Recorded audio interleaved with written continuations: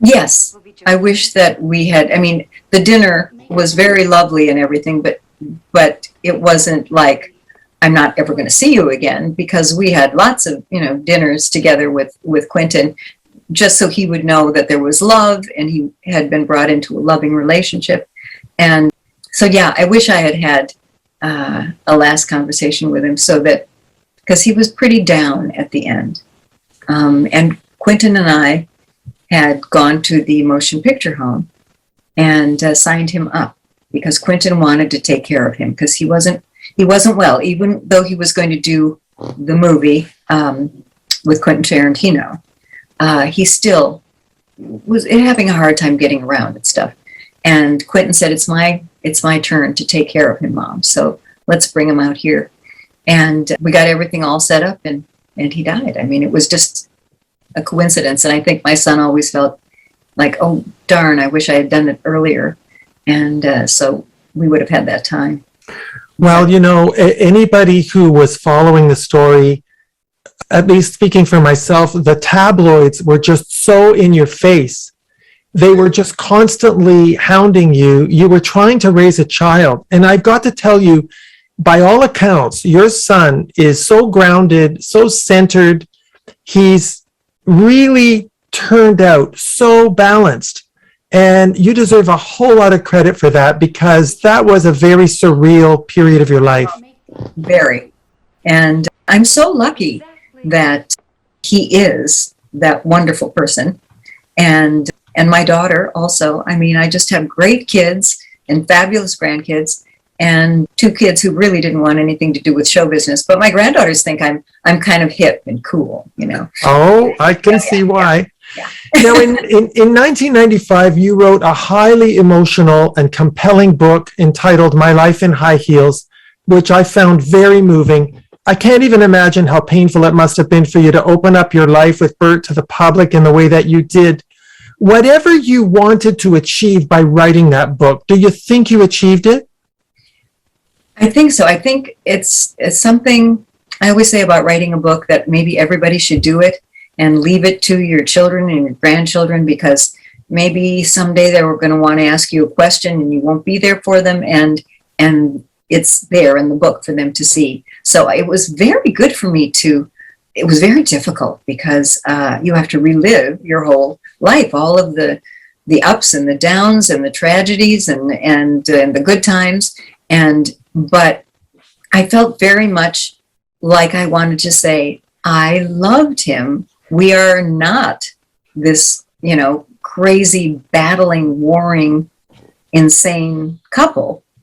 That there was great love there, and I want that, and I want to write that for our son and my daughter and all of the people that loved us as a couple. If I don't speak up and just let it be the tabloids version, then I'll always regret it.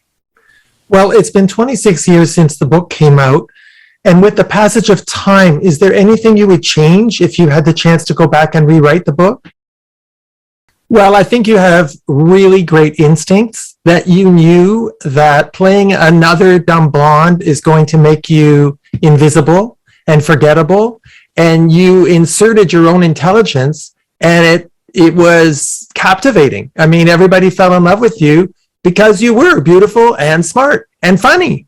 And girls, I had such a response from girls and women, and they just were like, oh yeah, I can be that. I can, be my attractive self, and still people will respect me, and I can have control. And young girls I got a lot of great fan mail from women.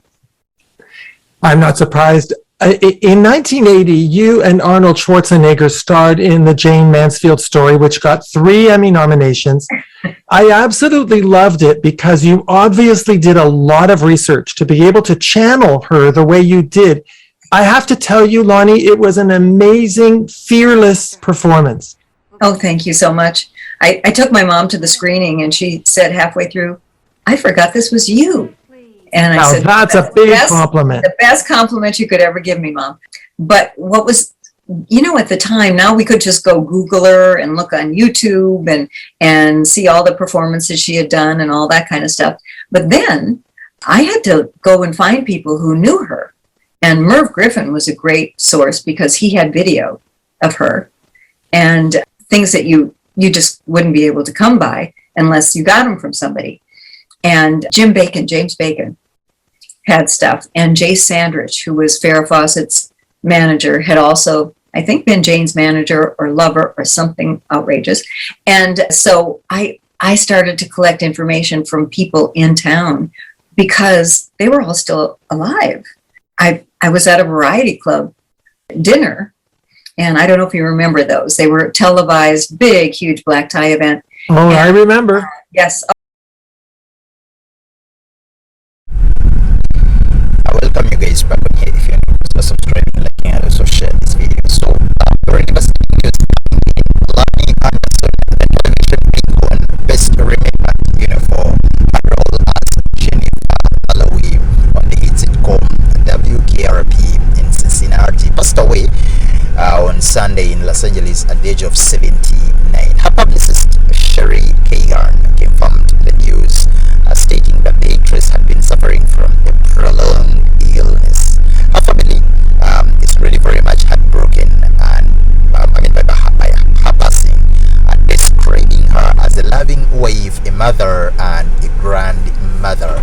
Her death comes just days before she would have turned 80, and Anderson had been hospitalized in Los Angeles. I was reading somewhere, and they said that she had a couple of health complications, and that she had reportedly last seen a couple of months, not a year ago. She became a household name in the late 70s when she brought charm and intelligence to the role of Jennifer Marlowe on WKRP in Cincinnati, and the show, which aired from 1978 to 82. She's been regarded as one of those talented artists, and of course, she had a couple of ups and downs with a struggling radio station in Ohio. But of course, her character wasn't just there for glamour. Jennifer was often the one keeping things. With her blonde hair and confident crew presence, Anderson became a new kind of female lead on the television, one who combined glamour with some comedy. They're saying that she dated Reynolds, and their relationship actually went for close to 12 years. But of course, they also broken up.